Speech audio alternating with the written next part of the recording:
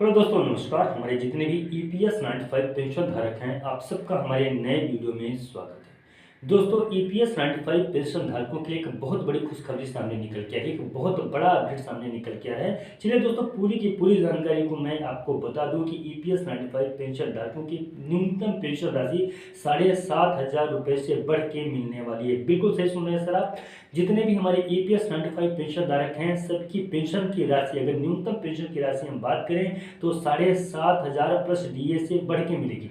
पूरी जानकारी मैं आपको बता दूं कि ईपीएस 95 पेंशन धारकों के पेंशन वृद्धि को लेकर सीबीटी के सदस्य माननीय श्री हरिभजन सिंह सिद्धू जी ने भी ईपीएस 95 पेंशन धारकों का साथ देने का वादा कर दिया है। ईपीएस 95 पेंशन धारकों की पेंशन वृद्धि को लेकर यह केंद्र सरकार को एक लेटर भी लिख दिया है। बिल्कुल सही सुन रहे हैं दोस्तों, ईपीएस 95 पेंशन धारकों के लिए सबसे बड़ी बहुत ही महत्वपूर्ण अपडेट है। पूरे अपडेट को विस्तार से मैं आपको बता दूं कि जुलाई 31 को ईपीएस 95 पेंशन धारकों के पेंशन में वृद्धि करवाने के संबंध में राष्ट्रीय संघर्ष समिति की टीम के द्वारा एक पत्र लिखा जाता है केंद्र सरकार को, साथ ही साथ में सीबीटी के सदस्यों के नाम भी। ईपीएस 95 पेंशन धारकों के पेंशन वृद्धि को लेकर जहां commander Ashok Rawat ji EPS 95 pension धारकों के शुभचिंतक माने जाते हैं और ईपीएस 95 पेंशन धारकों के पेंशन में वृद्धि करवाने के लिए लगातार संघर्ष और प्रयास कर रहे हैं। उनके द्वारा ईपीएस 95 पेंशन धारकों के लिए भी हाल ही में दिल्ली में एक बहुत बड़ा यानी कि 1 दिवसीय उपवास अनशन प्रदर्शन किया गया था। इसके बाद में उन्होंने एक पत्र के माध्यम से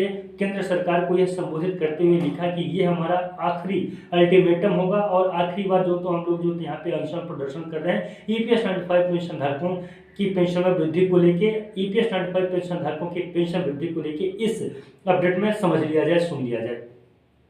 और इसी लेटर को केंद्र सरकार और साथ ही साथ में सीबीटी के सदस्यों के माध्यम से भी इसको साझा किया गया कि संसद के इसी सत्र में ईपीएस 95 पेंशन धारकों की पेंशन में वृद्धि करा दी जाए। दोस्तों, एक बात मैं आपको बता दूं कि हाल ही में दिल्ली में जो तो एक बहुत बड़ा ईपीएस 95 पेंशन धारकों के पेंशन वृद्धि को लेकर कमांडर अशोक रावत जी ने 1 दिवसीय उपवास अनशन प्रदर्शन किया था। उस समय उनका मेन मोटो ये था कि सरकार के ध्यान को अपनी तरफ आकर्षित करें ताकि इसी संसद के सत्र में ईपीएस 95 पेंशन धारकों की पेंशन में वृद्धि कर दी जाए।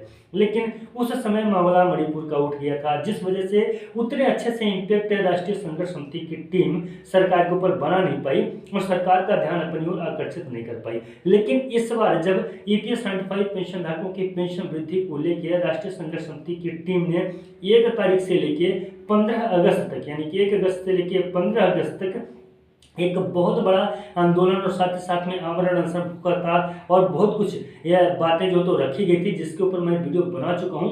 वो जो प्रस्ताव अपना लेके आती है तो अभी आप लोग देख ही रहे हैं, राजस्थान नूह वाला कांड हो गया। यानी कि जहां पे राष्ट्रीय संघर्ष समिति की टीम जैसे ही दबाव सरकार के ऊपर बनाने की कोशिश करती है, कोई ना कोई अप्रिय घटना हो जाती है जिस वजह से ईपीएस 95 पेंशन धारकों के पेंशन का जो मुद्दा रहता है वो दबस जाता है। अब मैं आपको बताना चाहता हूँ यहाँ पे कि क्यों यह प्रूफ हो जाता है कि ईपीएस 95 पेंशन धारकों की पेंशन वृद्धि को लेकर जो मामला सामने निकल के आया है कि 7,500 से भी प्लस पेंशनर्स को पेंशन क्यों मिलेगी और कैसे मिलेगी। तो यहाँ पे एक तरफ राष्ट्रीय संघर्ष समिति की टीम केंद्र सरकार को पत्र लिखती है और वहीं पे दूसरी तरफ सीबीटी के सदस्य माननीय श्री हरिभजन सिंह सिद्धू के द्वारा उस पत्र को पूरी तरफ से एक्सेप्ट किया जाता है। उसका समर्थन करते हुए राष्ट्रीय संघर्ष समिति की टीम का पूर्ण रूप से समर्थन और ईपीएस 95 पेंशन धारकों का समर्थन कर उन्होंने उस पत्र को आगे बढ़ाते हुए ईपीएस 95 पेंशन धारकों की पेंशन में वृद्धि को 7,500 ही नहीं 7,500 रुपये से बढ़ के 8 या 8,500 प्लस डीए करवाने की बात कह दी। उनकी मांग को एक्सेप्ट कर लिया पूरी तरीके से और ईपीएस 95 पेंशन धारकों की पेंशन वृद्धि को लेकर एक बहुत बड़ा उन्होंने प्रस्ताव अपना एक पत्र भी लिख दिया मतलब कि केंद्रीय मंत्री जी को। अब देखिए यहाँ पे माननीय श्रम मंत्रालय जी का भी घेराव की बात वहाँ पे रखी गई है कि श्रम मंत्रालय का भी घेराव करेंगे और राज्य में भी जितने भी ईपीएस 95 पेंशन धारकों से संबंधित मंत्री मनोस्टर या तो फिर किसी भी राज्य के जो सांसद हैं उन तक पेंशनर्स की पेंशन वृद्धि को लेकर जो बातें कही जा रही हैं उन बातों को भी रखा जाएगा। तो कहीं ना कहीं ईपीएस 95 पेंशन धारकों के लिए एक बहुत बड़ा एक सुनहरा अवसर है, सुनहरा मौका है कि ईपीएस 95 पेंशन धारकों की पेंशन में वृद्धि होते हुए हमें दिखाई दे रही है। दोस्तों, ईपीएस 95 पेंशन धारकों की जो न्यूनतम पेंशन है 8,500 रुपये से बढ़ के होने वाली है।